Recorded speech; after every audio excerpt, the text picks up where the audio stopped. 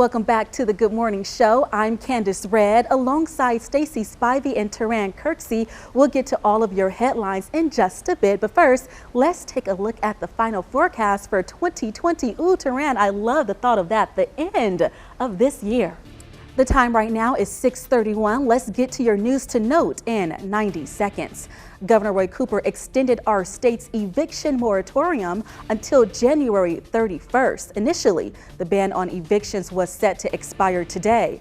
Governor Cooper's office says they estimate 485,000 adults are behind on rent in our state.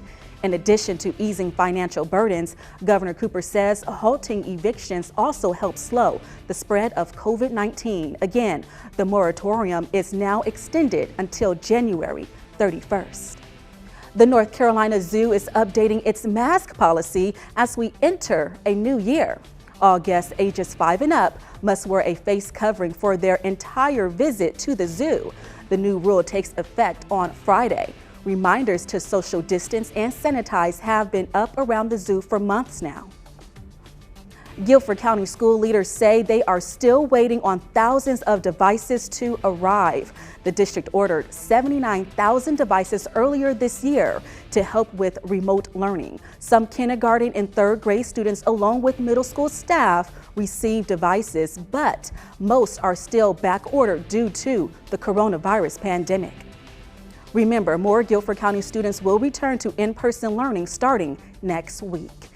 3rd, 4th, and 5th graders return on January 5th. 6th graders start in-person learning 2 days later on January 7th. 7th and 8th graders will return January 11th. High school students will return January 21st.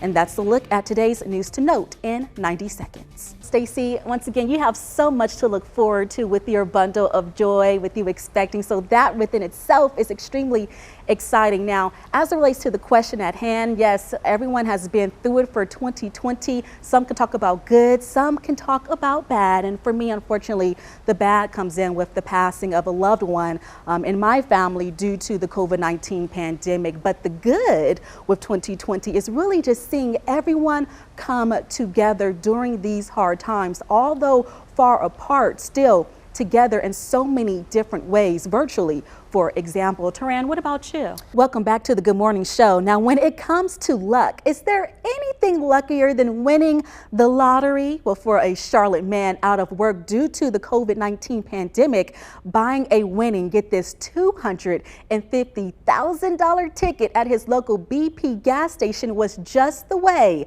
to end his year on a lucky note. Well, our sister station tells us about the man who struck gold. A lot of regulars come here to play the lottery every day. If you're still looking for a safe way to celebrate the new year, don't worry, we've got you covered. But before we talk about all of that, let's take a quick look at the weather. Taran, you know what? It seems like Mother Nature is washing away 2020 with scattered showers. Turning now to news in Greensboro, police need your help in solving a murder case. Investigators say someone shot and killed 23-year-old Aaron Smith. It happened Monday night right outside of the Exxon gas station on Gate City Boulevard. This is the city's 61st homicide case this year. Crime Stoppers is offering a $2,000 reward for any information that leads to an arrest. In other news, police are sending a warning to the public to watch out for porch pirates. We'll take a look at this photo. Police say these two women were caught on camera getting out of a light blue 4-door vehicle and possibly stealing packages. Well, it happened in the Bashford Lane area in Greensboro. If you have any information, pick up the phone and call Crime Stoppers to leave an anonymous tip. Greensboro police are staying busy this holiday season, cracking down hard on violent crime.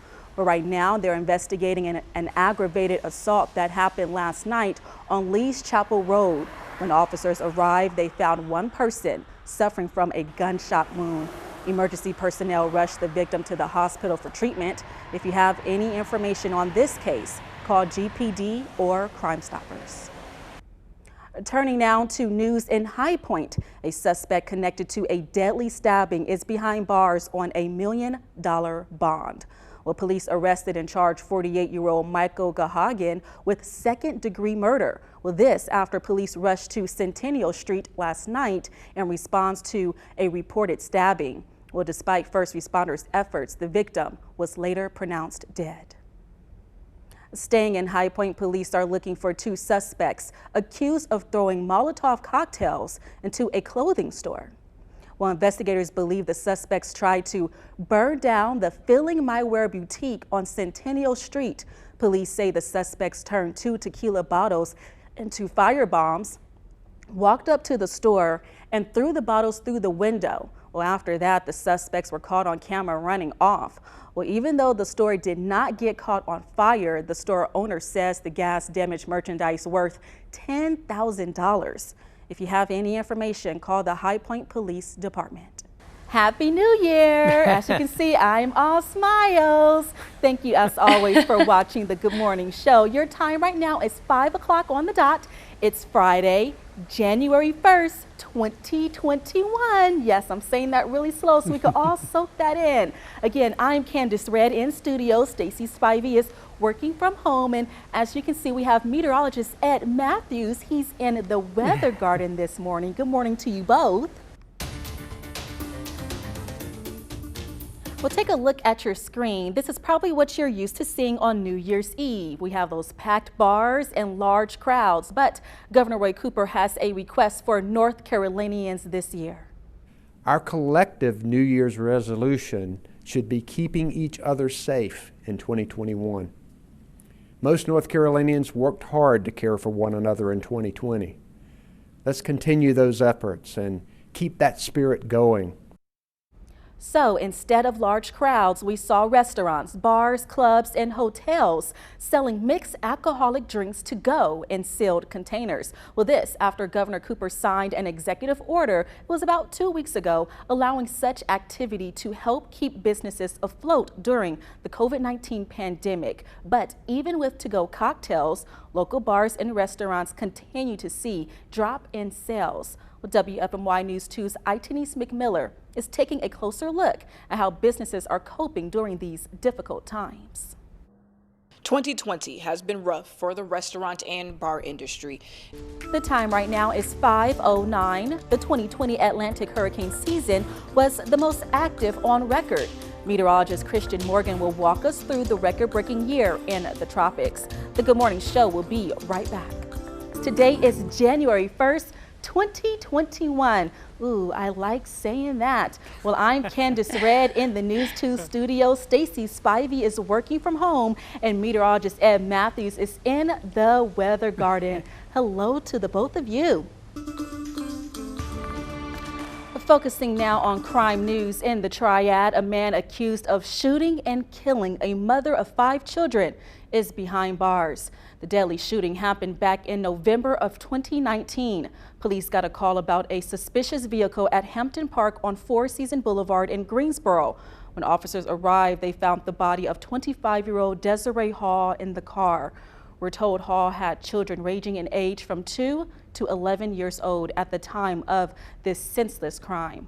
Well, police arrested and charged 26-year-old Austin Jackson yesterday with first-degree murder and robbery with a dangerous weapon. He's set to appear in court on Monday. Turning now to the city of High Point, there are new details about a deadly stabbing at Open Door Ministries. It's a nonprofit dedicated to helping people regain their lives through supportive services and emergency assistance. The stabbing happened Wednesday night at the shelter on North Centennial Street. Now, according to the executive director, Ryan Ross, 2 residents got into a fight when one of them pulled out a knife and stabbed the other. The victim was pronounced dead at the scene. Police arrested and charged 48-year-old Michael Gahagan with second-degree murder. He's behind bars on a $1 million bond in connection to that case.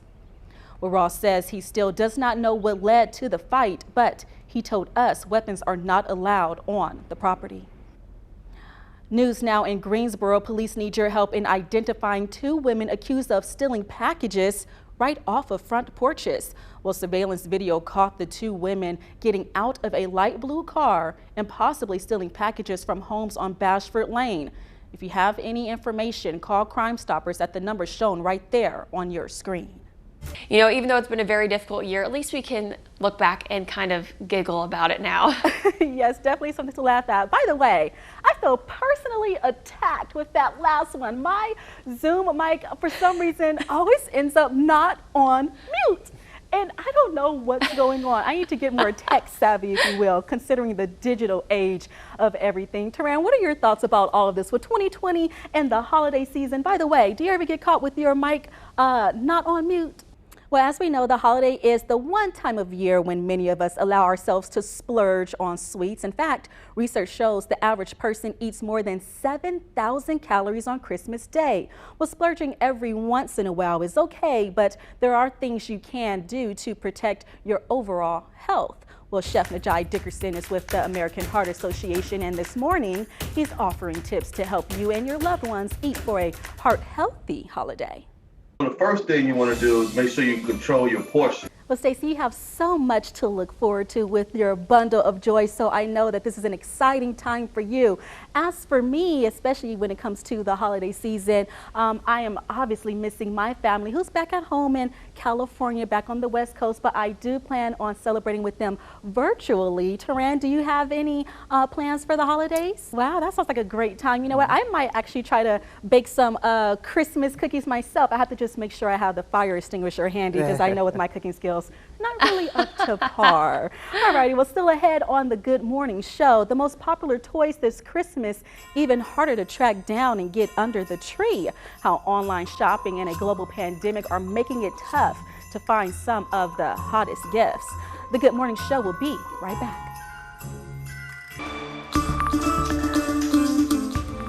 Welcome back to the Good Morning Show. The time right now is 8:30 a.m. on the dot. I'm Kandace Red in the WFMY News 2 studio. Stacey Spivey, as you can see, is working from home, and meteorologist Ed Matthews is in the weather garden. Good morning, as always, to the both of you. So happy to join you both here on the Good Morning Show for the first Sunday of 2021. News in High Point, the Guilford County Courthouse is closed this week due to building repairs. County officials say the building was damaged by water from a rupture in the pressurized water system that's used in the fire suppression system. Well, the courthouse is expected to reopen on January 11th. Focusing now on facts, not fear. The Alamance County Courthouse is closed for deep cleaning. This after an employee tested positive for COVID-19. Officials say the employee was last at the courthouse on December 23rd. If you were in the building around that time, you are encouraged to self-monitor for COVID-19 symptoms.